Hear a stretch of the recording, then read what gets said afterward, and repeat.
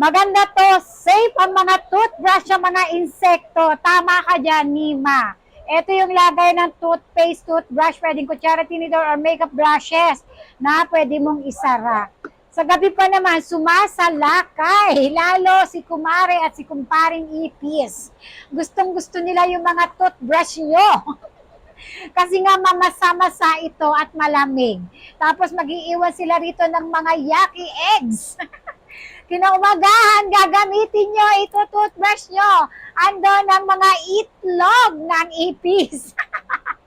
Huwag nyo nang hayaan pang maitlogan ng ipis ang inyong mga toothbrush, kutsara, tinidor at mga makeup brushes. Kasi nga, eto na. Malaki to at aesthetic pa yung kulay niya. Eto buksan nyo, ganyan yung lagayan yan. Dalawa. Isang mababa, toothpaste. Dito ko nilalagay toothpaste namin.